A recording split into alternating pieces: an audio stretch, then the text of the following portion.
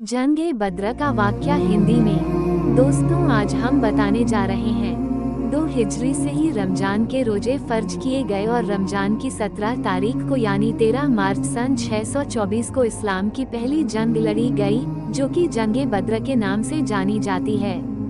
जंग-ए बद्र में मुसलमानों के सामान सिर्फ 313 सहाबा, 70 ऊंट, 3 घोड़े, 8 तलवार और 6 जिरा।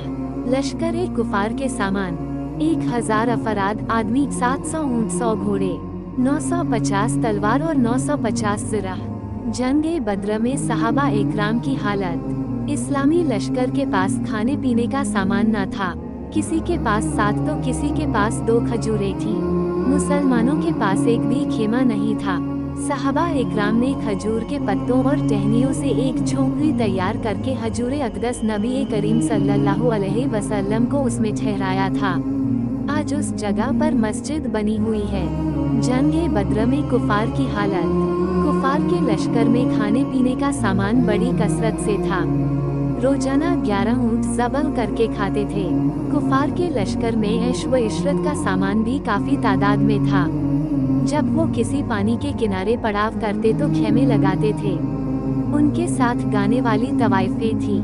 हुजूर पुरनूर नबी करीम सल्लल्लाहु अलैहि वसल्लम अपने 313 सहाबा इकराम रजी के साथ सन 2 हिजरी में मदीना शरीफ से बद्र के मुकाम पर पहुँचे, जहाँ कुफारे मक्का के साथ जंग-ए बद्र का मशहूर वाक़या रूनुमा हुआ।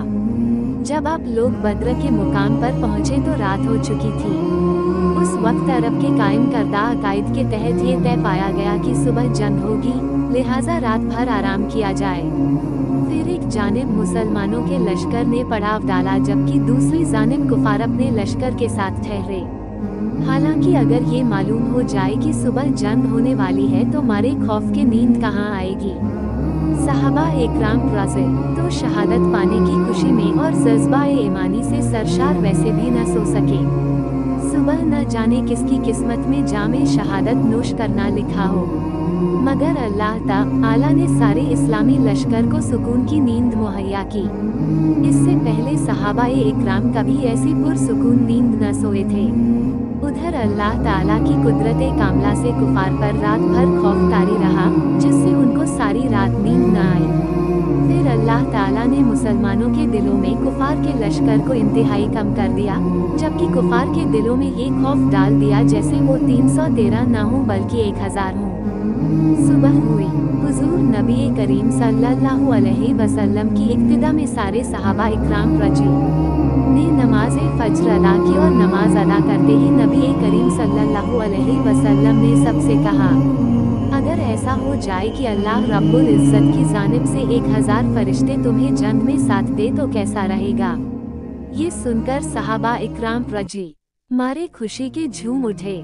रसूलुल्लाह सल्लल्लाहु अलैहि वसल्लम ने फिर से फरमाया, अगर 3000 फरिश्ते आ जाएं तो कैसा रहेगा। एक बार फिर सहाबा रजी खुशी से झूम गए कि उस वक्त अल्लाह रब्बुल इज़्ज़त ने फरिश्ते भेजने का इरादा नहीं फरमाया था, लेकिन जब हुजूर नबी करीम सल्लल्लाहु अलैहि वसल्लम ने फरमा दिया तो अल्लाह ताला ने अपने हबीब के लिए फरिश्तों की फौज भेज दी।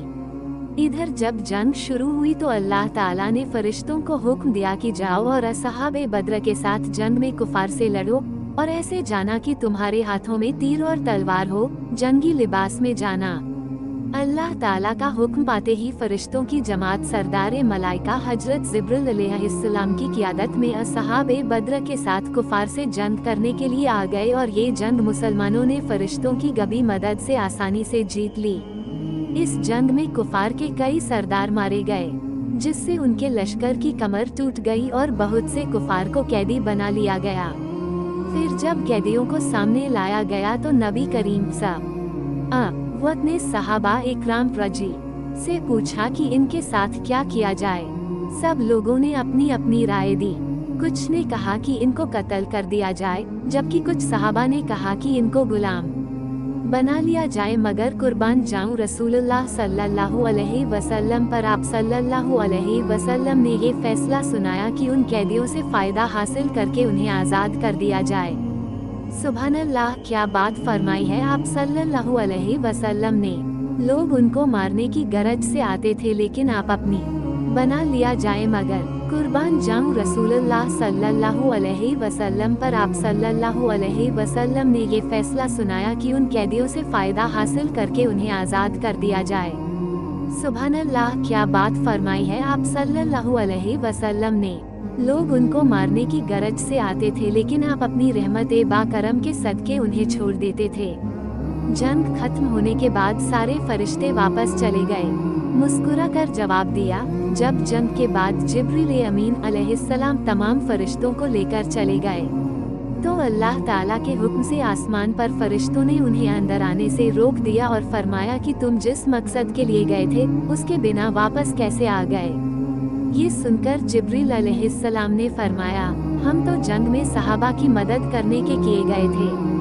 फिर उन फरिश्तों ने जवाब दिया कि नहीं, तुमको मुहम्मदुर रसूलुल्लाह सल्लल्लाहु अलैहि वसल्लम की खातिर भेज गया था, लिहाजा जाओ और जब तक उनसे इजाज़त न ले लो तब तक वापस न आना।